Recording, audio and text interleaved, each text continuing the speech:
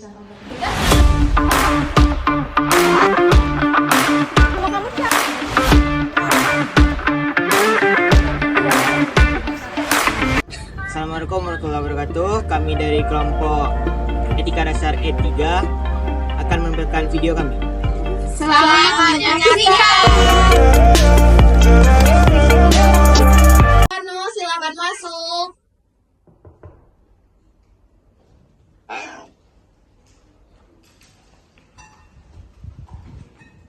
Silakan duduk, Pak. Baik, perkenalkan saya Dr. Rahmi ya Pak, dokter yang menjadi pada hari ini. Dan nama Bapaknya siapa? Kano, Bu. Bapak Kano ya. Bapak Kano kuliah berapa Pak? 60. Oh, 60. Bapak asalnya dari mana? Dari Padang. Dari Padang. Oke. Ini kan kalau Bapak yang ke-6 ya Pak ya? Iya. Dari pemeriksaan beberapa terakhir itu gula darah Bapak udah menurun ya Pak dari yang terakhir kalinya. Dari Bapaknya sendiri gimana rasanya tubuhnya? Saya ngerasa sih udah aman sih, dok. Saya pengennya diet sama olahraga aja sebelum melanjut minum obat. Oh, mau diet sama olahraga ya Pak? Menurut saya tuh nggak usah Pak. Langsung aja pengobatan yang cepat gitu. Apalagi zaman sekarang nih Pak. Bapak pernah nonton TikTok Pak? Ini nggak pernah. Nggak ada punya HP Bapak. Oh, nggak pernah punya HP. Ini tanya sama anak ya Pak. Ada pengobatan yang bagus banget untuk orang yang diabetes itu Pak. Gak usah diet itu, karena kalau diet itu lama prosesnya Pak. Langsung aja pengobatan ini bagus. Baik ya Pak, saya langsung resepkan saja obatnya. Nanti Bapak langsung bisa beli. Nih. Dok, nggak ada yang harganya lebih terjangkau lagi ya dok dari ini dok? Ada, kalau untuk obat yang terjangkau ada, cuma ini nih obat udah yang terbaik nih kak. Karena kalau pakai obat ini tuh langsung ampuh, nggak usah bapak nanti diet untuk olahraga sering tuh nggak usah. Obat ini tuh udah paling ampuh, nanti pakai sebulan tuh langsung manjur. Udah banyak itu testimoni di tempat lain. Nggak ada obat yang lebih murah lagi dok dari ini dok. Saya tidak sanggup dok untuk bayar penebusannya. Kalau begitu, bentar ya kak, saya diskusikan dulu dengan rekan saya. Permisi dong.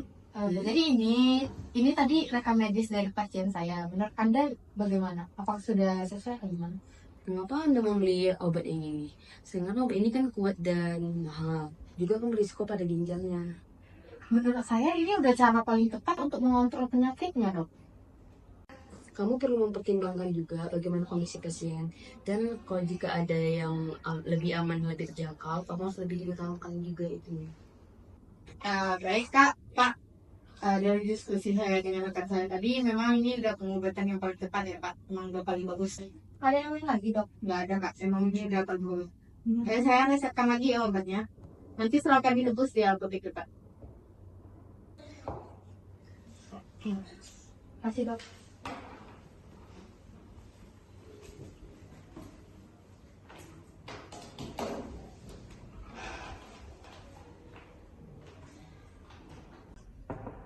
Ini sih dokter Ami. Dokter Ami. Ini dok, silakan duduk dok. Saya ingin menanyakan terkait rekam pasien yang kemarin.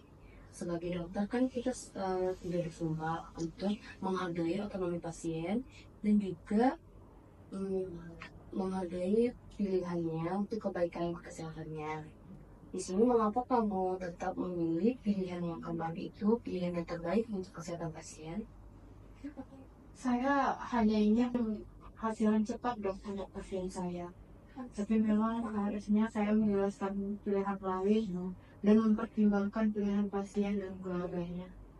Iya, memang benar. Tapi kita harus tetap ingat bahwa untuk pasien itu harus lebih yang terbaik. Dan juga semua tindakan kan harus sesuai dengan sumpah kedokteran dan etika kedokteran.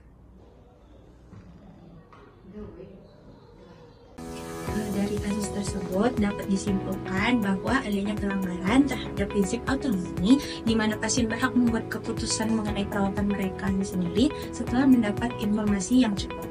Lalu selanjutnya Dr. Dila menekankan pentingnya justice dan non-malfeasance dengan mengingatkan bahwa pasien berhak atas perawatan yang tidak membahayakan dan adil sesuai kondisi ekonomi mereka.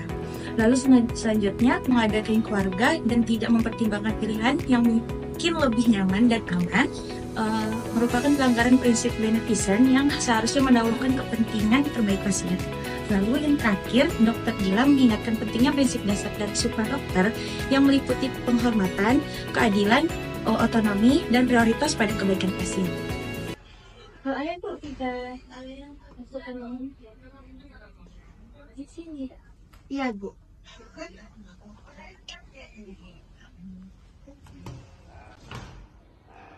Dok, ada pasien selanjutnya, Dok.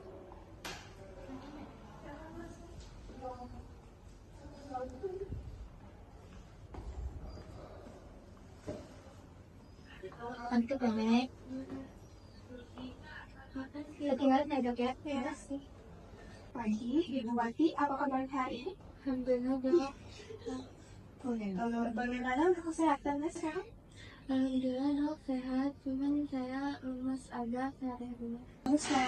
Saya senang Ibu ini datang ke sini untuk pemeriksaan. Saya lihat Ibu sangat perhatian dengan kondisi kesehatan Ibu. Iya, Dok. Di usia tua ini emang itu yang harus diperhatikan lagi, Dok. Baik, Bu. Ibu betul. Ngomong-ngomong, selain kesehatan, apakah Ibu sudah mempersiapkan untuk finansial di masa tua ini nanti?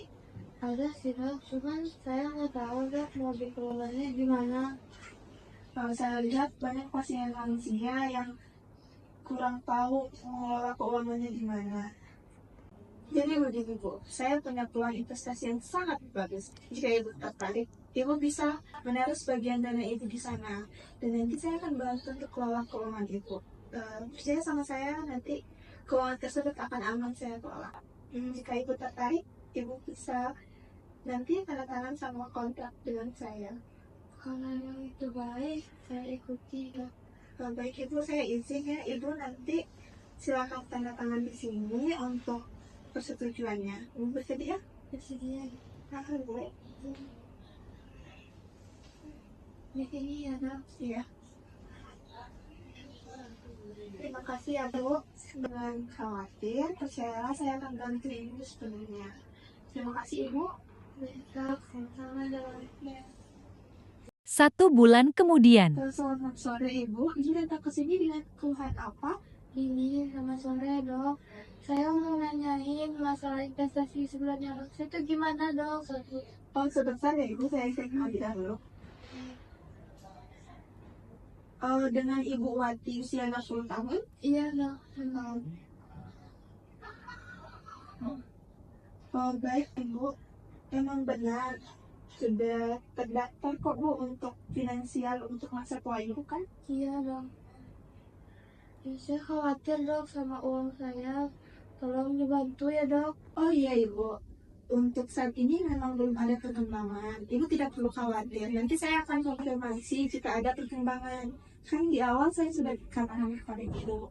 Kalau Ibu saatnya percaya kepada saya akan menjamin keuangan Ibu selamat di awal.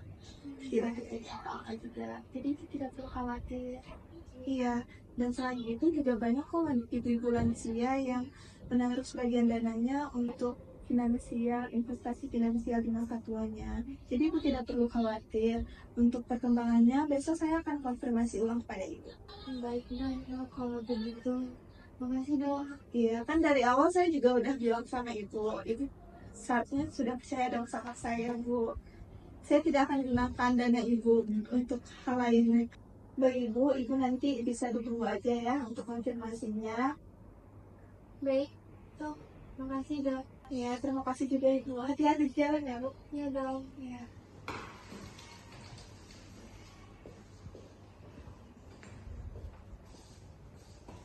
Jadi untuk kasus berikutnya, Dr. Alfu memanfaatkan kepercayaan Ibu Amel untuk kepentingan pribadi yang melanggar kode etik persahabatan, yaitu ia tidak boleh menggunakan hubungan profesional untuk mempengaruhi keputusan finansial pasiennya.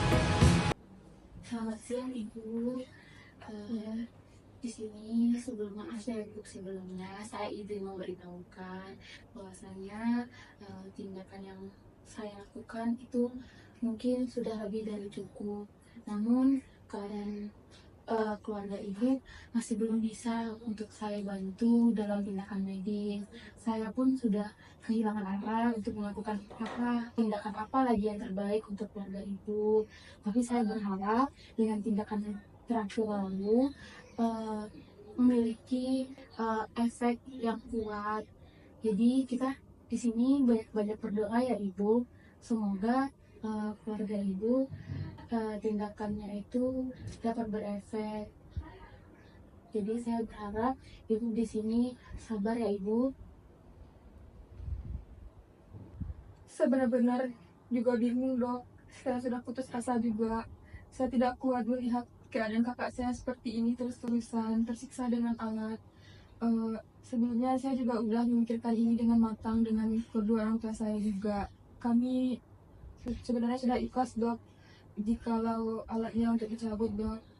Jadi gimana dok? Sebelumnya sabar ya Ibu. Jadi gini Ibu, tindakan yang Ibu minta tadi itu merupakan tindakan yang dilarang oleh Indonesia, di mana hukum kita tidak mewujudkan dalam tindakan medis. Sebelumnya saya jelaskan bahwa itu merupakan tindakan euthanasia, di mana itu sangat dilarang di hukum medis Indonesia. Karena saya tidak dapat melakukan tindakan yang Ibu minta itu Ibu. Di sini kita hanya dapat bersabar, kita memohon banyak-banyak dan doa Ibu, semoga keluarga Ibu diberikan jalan yang terbaik dari Allah. Kita meminta banyak-banyak pertolongan saat ini pada Allah, karena dari saya sendiri sudah melakukan yang terbaik untuk keluarga Ibu. Sabar ya Ibu. Ya dok, makasih ya dok. Ya, aman. Kenapa? Sini cerita sama aku. Kenapa? Jadi kan aku tuh ada pasien masalah dibilang memang udah Terus? nah jadi pasiennya udah keluarganya tuh udah nyerah. Nah, itu gimana? Aku itu kasih itu aku tuh bingung kan. Jadi menurutmu gimana solusinya?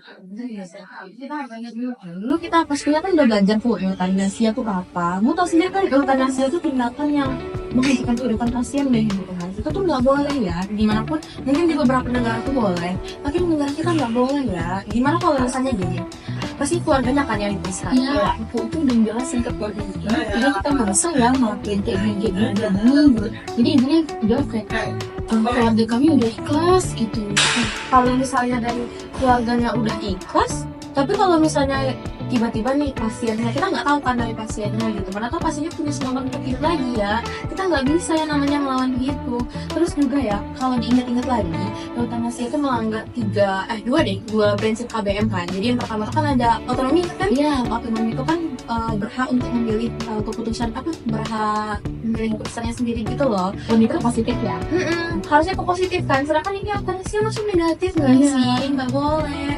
Terus ini deh prinsip non-malfeasance. Non-malfeasance itu tuh kan tindakan yang nggak boleh berbahaya untuk pasien gitu. Sedangkan menurutku ya euthanasia ini berbahaya. Sangat berbahaya. Ya karena kan. Tapi ingat lagi deh ya, kita sebagai dokter tuh harus menekankan prinsip beneficent. Beneficent itu kan berarti kita harus mempertimbangkan kebaikan dari pasiennya gitu. Kita nggak tahu lah, mungkin memang euthanasia jalan terbaiknya atau gimana kan. Tapi setahuku sih euthanasia itu nggak pernah jadi jalan terbaik. Iya. Dan mereka juga kan dia tuh melanggar kayak kode etik dulu loh, kode etik 2 bukan gimana dia tuh nggak tuh harus profesional gitu loh mengambil keputusan. Terus juga melanggar kode etik 3 tuh juga bentuk mengambil keputusan gitu, itu nggak boleh loh ya. Jadi banyak mulai deh. Iya, itu makanya aku ngajak lu untuk bertimbal balik deh gitu nah. Mendapat untuk ingatin aku apa deh tindakan yang baik untuk aku kasih tahu ke keluarga pasien, karena keluarga pasien ini udah nyerah banget sampai kayak udah deh dok kami ikhlas gitu nah. Setahu aku ada deh sedikit lagi Tapi kayak tindakan itu tuh masih perlu konsultasi lagi gitu. Cuma setahu dokter-dokter konsulen kita tuh udah ada yang pernah ngelakuin ini, cuma deh kita konsul gitu kan. Kita konsul gimana kalau tindakan gini gitu. Oke, ya kita terima kasih ya. Hai. Selamat siang ibu. Iya. Baik Ibu, di sini saya ingin memberitahukan sebelumnya saya itu sudah melakukan observasi. Jadi di sini saya masih ada satu tindakan di mana bisa insya Allah membantu keselamatan keluarga Ibu. Jadi di sini saya keras sekali tidak setuju dengan permintaan Ibu. Sebelumnya maaf sekali saya menolak permintaan Ibu yaitu euthanasia tadi. Di sini saya masih ada satu tindakan lagi yang bisa dilakukan. Tapi mohon maaf sebelumnya Ibu, nanti keluarga Ibu akan saya rujuk ke rumah sakit yang lain di mana tindakan medisnya lebih berkualitas sebelumnya daripada apa yang kami lakukan. Sebelumnya apakah Ibu bersedia untuk kami rujuk keluarganya? Saya bersedia dok, untuk kebaikan kakak saya juga saya akan melakukan apapun. Baik Ibu, berarti di sini kita simpulkan bahwasannya kita sudah sepakat tidak melakukan tindakan euthanasia ya Ibu. Iya dok. Oke, baik Ibu, terima kasih semua dari Ibu.